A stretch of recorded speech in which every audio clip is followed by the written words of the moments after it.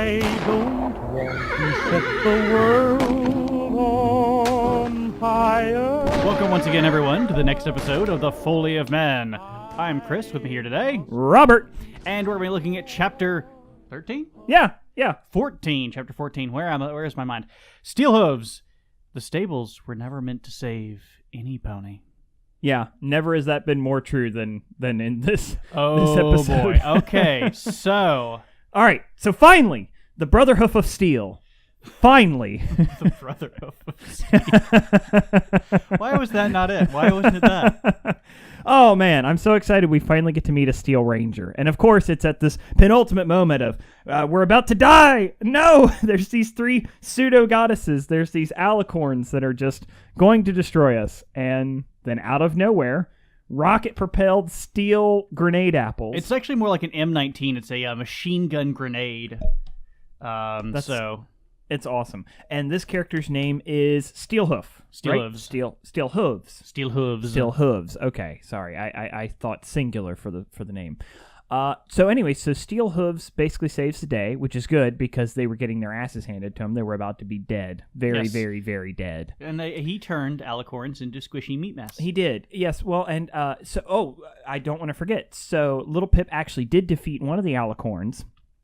Used a memory orb as a weapon. Well, she did. She used it as a distraction. She threw it and lobbed it like a grenade. Right. Well, but it made contact with the Alicorn. The Alicorn slipped into the memory. Yeah, because she was like, "Oh, you fool!" And so she grabbed it, and when she grabbed it and focused on it, she connected to it. And then Little Pip, blam blam, blam blam. No Alicorns on my land. Yeah, dead. That's right.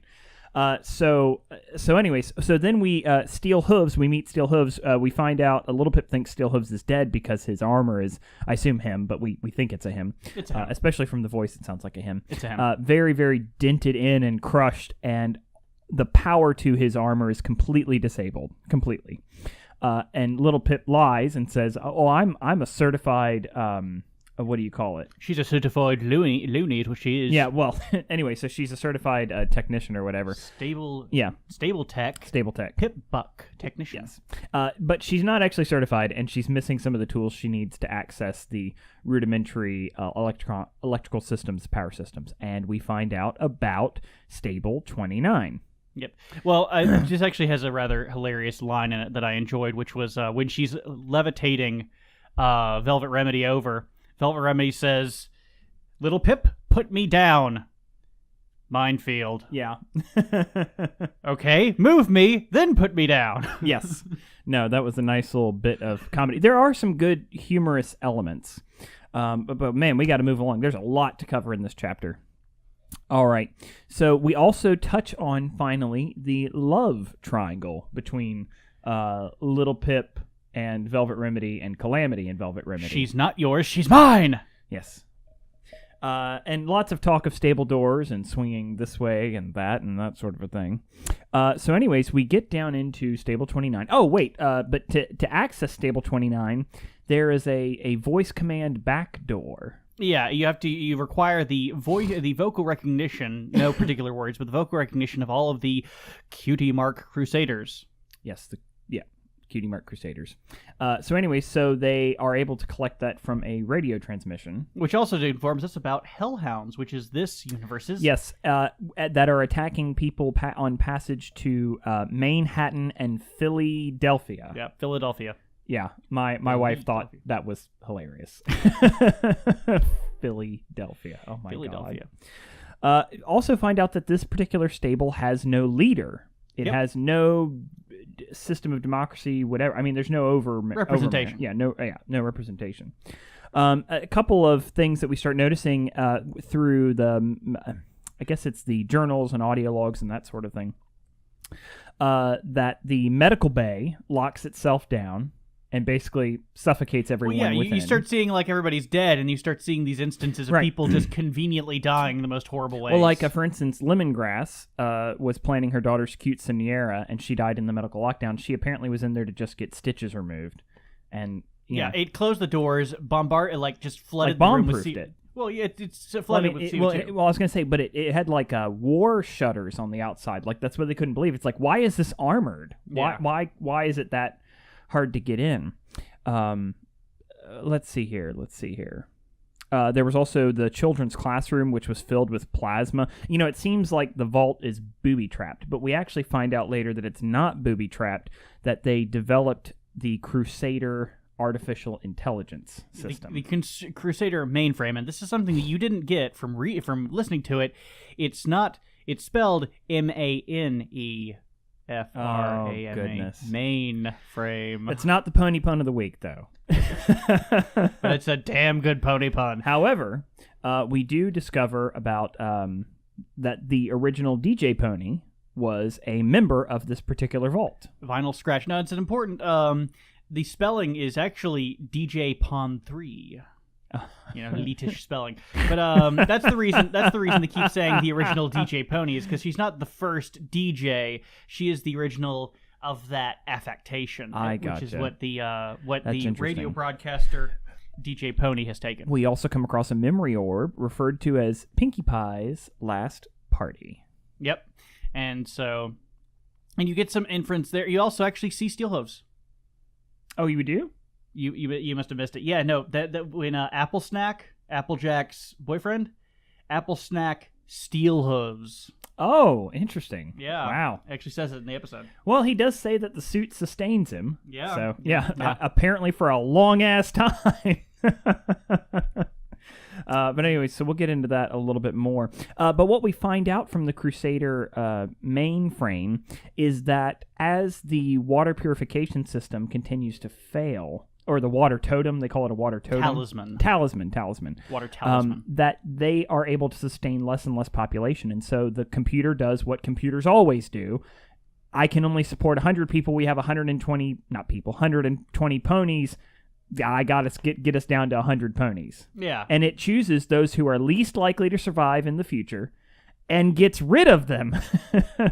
What?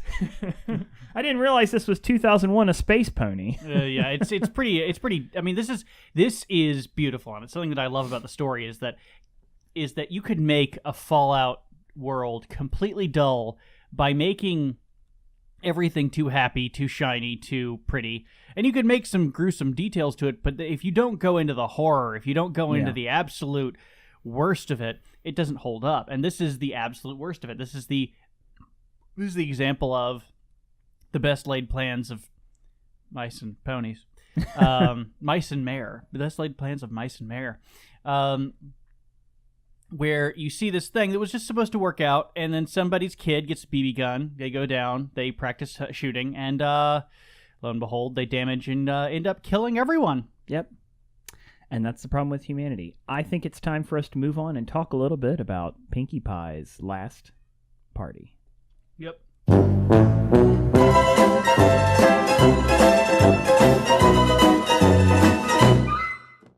So Pinkie Pie's last party is a memory orb dealing with a series of events from the past in which you see from the perspective of DJ Pone 3, Vinyl Scratch, that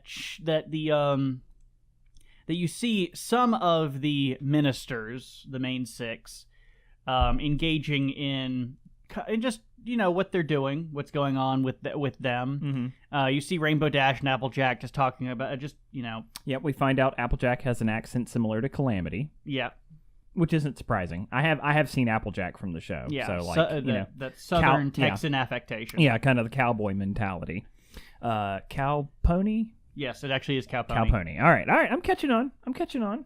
And it's a universe with cows, right? There's cows in the My Little Pony universe. Yes, there are, okay. And they speak. Gotcha. Please don't eat me. Rebella. We also find out that Rainbow Dash is a raging alcoholic. Not surprising. Yeah. Not at well, all the Ministry of Awesome, so that goes without saying. Also, I love the humorous line of are you good to fly? And it's like, no, of course, I haven't been good to fly from one of Pinkie Pie's parties in 20 years. Yeah, which is great. We also find we are introduced to Twilight Sparkle, who little Pip is not familiar with. Doesn't immediately recognize who Twilight Sparkle is. Yeah, and Twilight Sparkle's being kind of a party pooper, and then we find out why. That she's disgusted at all these parties as kind of the world's crumbling around them. And also, most importantly, that Pinkie Pie has a very similar addiction to Party Time Mentals. Yeah, I mean, it's this it's this exposition of hedonistic sin that they delve into as the world around them is decaying, them trying to get some kind of happiness or joy. But it's a facade, and Twilight Sparkle calls out Pinkie Pie for keeping up this facade. It is rather bad, and like I said, this is when you meet Steel Hooves, or not meet, but you see him in this so. I'm sure she'll probably have a moment of what the fuck when she comes out of being both drunk. Little Pip, once she comes out of being drunk and high, and hungover, and also hungover. But there's also the thing that we need to talk about. I think we need to talk about this, folks. If you don't talk to your children about Party Time Mentals, who will? Yeah, that's true. Because this was definitely a big theme in this chapter. Well, and, the big threat that Twilight Sparkle makes to Pinkie Pie is, maybe this friendship is over. Which means magic is done. So I was going to say, because friendship is magic, unless you're addicted to chems. Yeah, and everything's magic.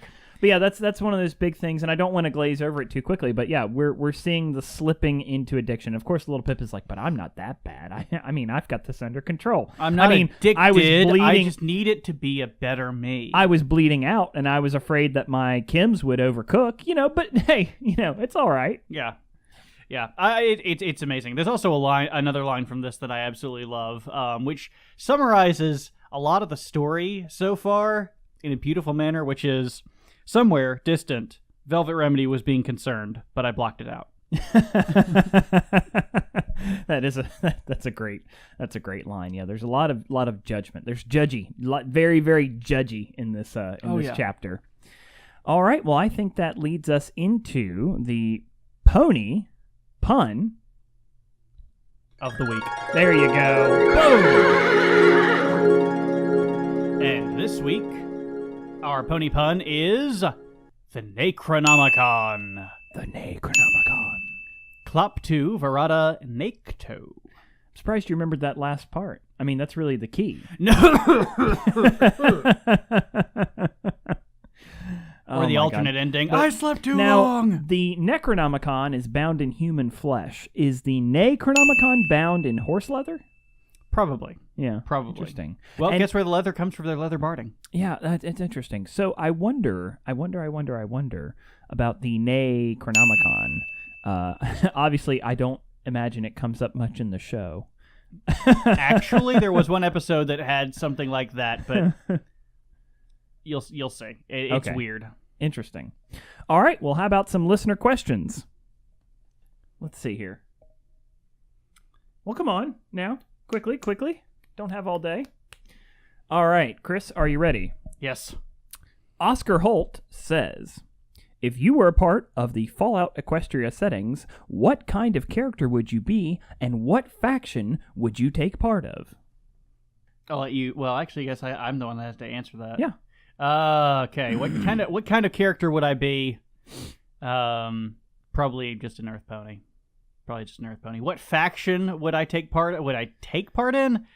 None of them. Have you met these ponies? They're crazy. So yeah, I would try to stay out of it. I'd probably get dragged into all of it, but I'd try to stay as far out of it as I could.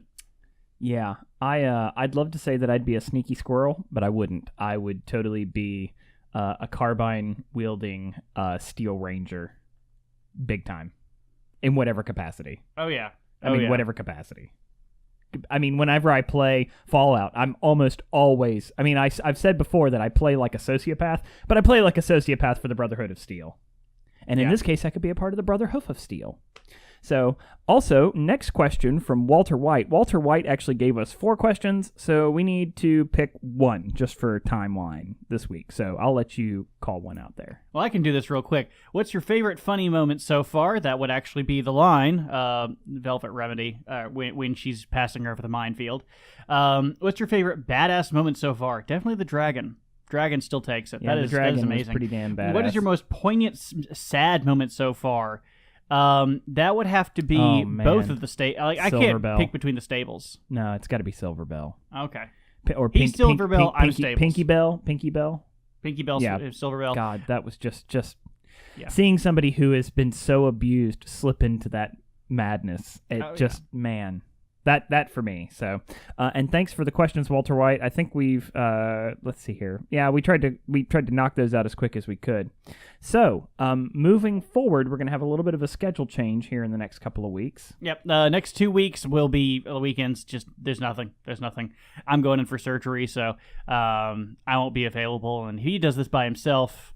I don't know what that's gonna look like. Yeah, well, I can't imagine it being that productive. No. But the good news is that you'll be here, and we will be able to record some more after those 2 weeks. Mm-hmm. And undoubtedly, I'll try and throw up some content just so that there's something going on in the channel. But in the meantime, please don't hesitate to engage with the comment section or continue to follow us on Twitter.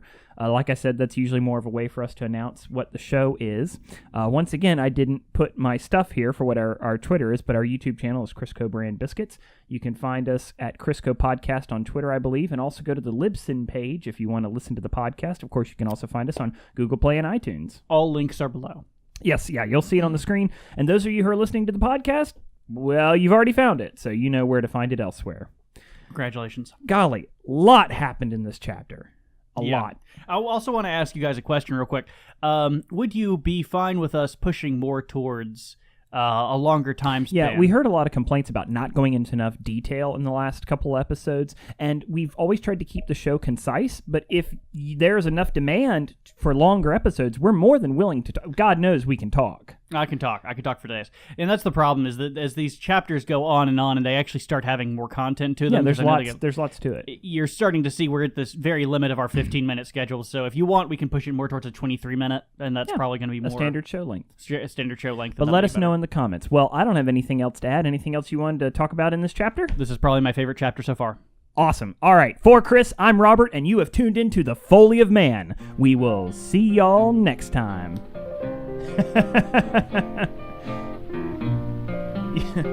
Wow. That's uncanny. It's all over, but the crowd